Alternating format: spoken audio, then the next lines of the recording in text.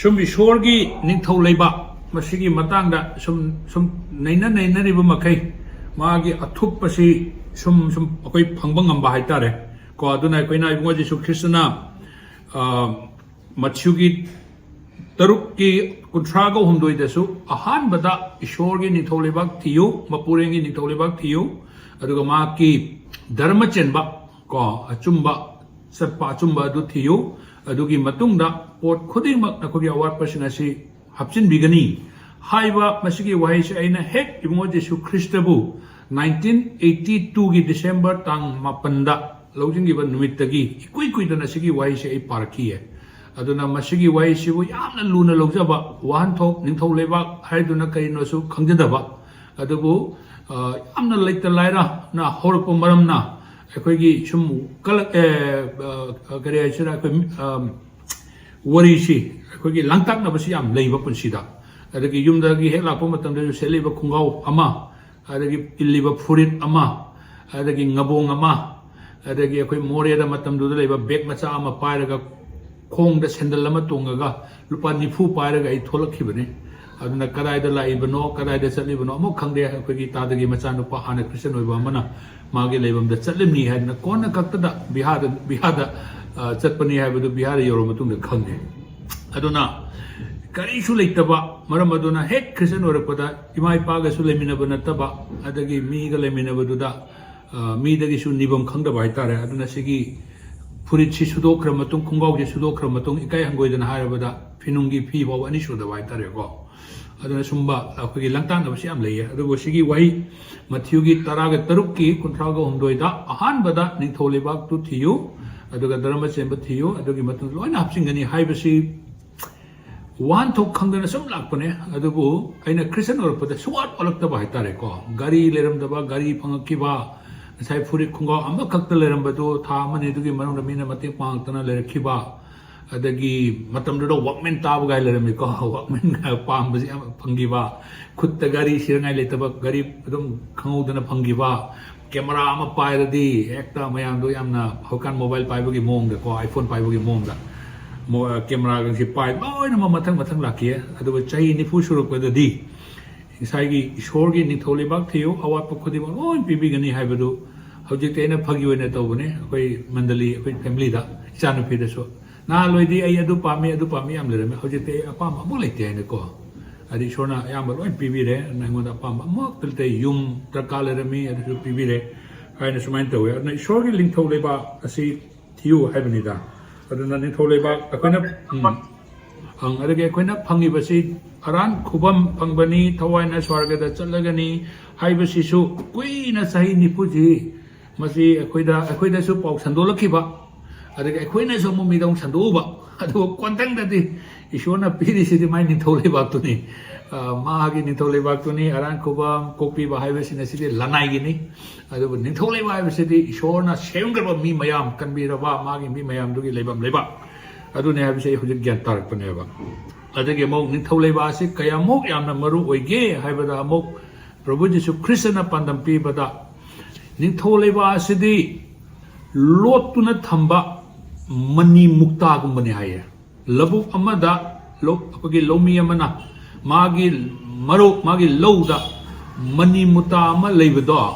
chapada mani muta leiba labuk lowda mani muta ru phangna bagi damakta magi leichaba ulap yonthoga hauki lowdu lei haye aduna haibadi takpadi ningthau leibak asidagi henba leitre haibani ningthau leibak si phangdraba adore koi punsi si kari su kanadrabane ishorgi ningthau leibak to koi changba ngamdraba hojik changabani ningthau leibak si khubak khunamgani muksen amana muksen mamaida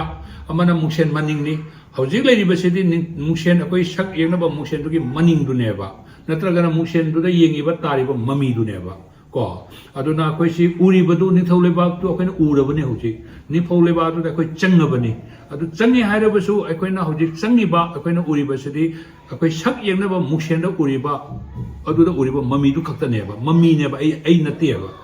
ai gi mami khakta ne ba adu ba hei mo Jesu Krishna akoi bu hingat pi ba akoi bu loba lakpa ada mana ani suba lakpa matam da di hoji akoina mingsen da uri ba mami du natta ba seng na mami nataba aseng bada koi uruneba aduna ningthau leibak asibu hana thiyu aduga ningthau leibak asidi kaya mu yamna maru oige haida ningthau leibak asi phangngai damakta magi leijaba maran mathum pulap yonthoga ningthau leibak tabu phangjarade lore haidana ningthau ki lolaga leba mani mukta do treasure do adu ma leiriba labu adu da ma leiyaba aduna takpadi ningthau leibak sidagi henba leitre habni da aduna ngasai koina phangiba du su ningthau leibak ni aduna punna new testament da shogi ningthau leibak haiba wahi si gospel da samaga kuntaru yawi aduga gospel nataba atai lyric sing new testament gi manungda kuntraga mari amaga yawi aduna maram oiduna ishorgi ningthau leibak haiba wahi asi yamna maru oi habje koina bible da new testament gi manungda thengai adagi amo koina palugadaba lam jisu kristna ningthau oina palagadaba mana khwaidagi khoida jaba lam madu koina jerusalem ni haibani ana jerusalem haiba wahi asi su whole bible sigi manungda yamna ngakpani shaitan gi number si 666 habadi chatrukka humfuga taruk haibani shaitan gi maming si adubo new testament whole bible da koi gi jerusalem haiba jerusalem gi maming si chatrukka humfuga tare 667 lak palli haiya whole bible da aduga new testament khakta dana shamaga kuntraga mapalak palli haiya aduna bible gi manungda khwaidagi yamna masing yamna panbal lam haribadi jerusalem ni aduga bible da yoriba lam maya masa asigi manungda ishorna khwaidagi khoida jaba magi leifam magi dwelling oina mana khanjaba aduga mana palagadaba magi ningthau leibak david na palagadaba ningthau le palamba ningthau leibak aduga david ki ningsingasan da phambalda phambinaba ningthau watpal nairoi haidana ngasai wasaga piramba hariba phambal aduda jesu christ masamangna laaga phammaga palagadaba mafam adasu jerusalem dani haibasi ekoina old testament dagi su aduga new testament dagi punna yamna mayek sena senge ko aduna ishorgi ningthau leba haibasi ningthau leba ama leba taragadi ningthau haiba ama leragani ko aduna ningthau ama leragadi magi ningthau leba adubu panba adubu mana leba aduda panba haiba ma legani ana maduda palaga bani ningthau leba adudi bible yamna mayek sena hai english ki wahida justice and righteousness ani asina magi ningthau leba ta palagani haibani aduna justice haibasidi khudam oina hoji ekoi manipur da hoji ekoi church sing thugai gi ba han lan lakte mamang da church thugai gi ba mayam di ekoina manipur gi human right commission da minority commission da aduga ekoi gi delhi da leba national human right commission da minority commission da ekoina che tharaga ekoi commission sing aduna manipur gi chief secretary sing kokhattana kaidobagi nakoi kari gi action logribno haibane sing basum phagatpa adage ekoi da madugi wayan achumba wayan justice ado koi pirameba hojikti tunganba matam oirabanina thugari ba church da attack toriba sai paliba sarka adusu adagi delhi da sai minority commission human right commission lerbesi so amato ibanina ha na koi ichang thongna ekoi na wakal ubu matam da phangjaba ekoi ge justice ado madu koi phangam deba adu ngasai shorgi magi ningthau leba haibasidi hoji si shorgi ningthau leba ni hoji kitang ekoi na achum aran adagi justice righteousness kitang ekoi na u phangni basa masi su ibungo isu christ gi magi shorgi magi mapana phangjabani adu hayeng mana laga anishuba mana laga palaba matam dadi magi ningthau leba tadi sigi justice and righteousness ani asina koi lenga mapu erga lenga oina palagani haibasi maichau sina lauthomba adagi koina bible da yamna mayek sina uye ko aduna ningthau lebak ta ningthau lebak ama leirabadi magi praja haibadu legani aduna praja si kana kana no haibataragadi jews macha ishona khandokraba jews macha aduga jews haiba jati si letri mamangda leramba ishor bu thajagiba thajabasing ko adugi hojik matamda hairagana koi church singlup kanbiba phanglaba jisubu thajaraba koi mayam asi magi praja oigani aduna ngasai akoi praja me akoi mayam asigi thajabasi karaida manabano haiba taragadi shiraba matungda hingatpa अखोई शिरबो मतुंगदा स्वर्गदा चलगा पालुगनी हाइबगी थाजनबसी अरीब वारेमनबदा लेरिबसिंग असि लेरमदे हाये मरोइना juice मसासिंगदा अदु मखोगी थाजनबदी शिरबो मतुंगदा मखोई हिंगतकनी अदुगा हिंगलगा ईश्वरना मखोइदा मखोगी मरेबा ओइना पीगदबा लेबा अदुदा पालुगनी हाइबगी थाजनबसी Laramie हाय अदुना मरम ओइदुना कोई job की लारिकता मित असिना पुमलबसु पतलबसु हक्चांग असिना पतलबसु पुमबसु अनौब हक्चांग फंगिगनी हाइबगी सिगी थाजनबसिंग असि ज्यूस मसासिंगदा लेरमी हाय अदुना ngasai कोई न्यू टेस्टमेंट दसु एकोइना थाजरिबसिदि एकोइ हिंगतकनी अथुपवा उजा मेगचंदना सकपै इसै एकोइ ज्यूस मसासिंगना सिंगदा पीगनी हाइबा अदगी एकोइ क्रिश्चियन जिसुदा थाजरबा सिंगु मेंबर थाजरबा बिलीवर सिंगदा पीगनी हाइबा पोट अनि असे अमत्त ओइना ओहेनबगी अथुपवा मसे अथुपवानी तैवंग मालेम सेंद्री ममांगदा लोलगा थमंबा जुग कया कया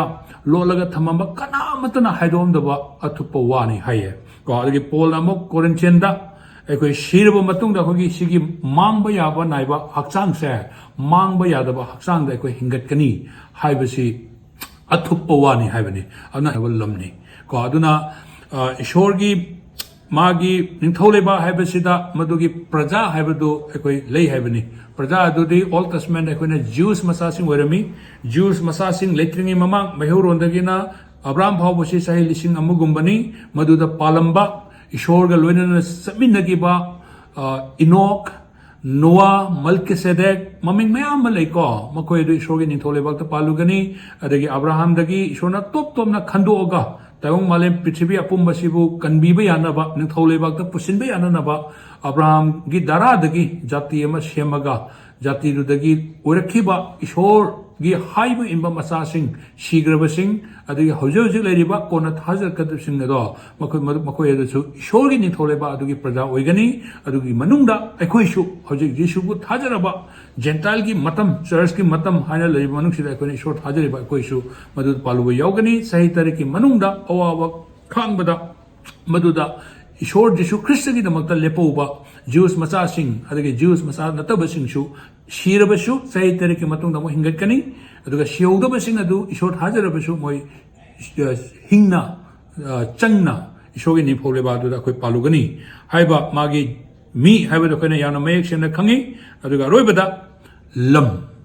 निंथौलेबा अमा लेरदि मागी लम इंडिया न लेरगदी इंडिया की मैप येंबदा कोई इंडिया की लम मणिपुर हारे मणिपुर की लम लेबुगुमना ईश्वर की निंथौ लेबा हाइबसिगिसु मागी लम ले पृथ्वी हौजी मालेम अपुंबा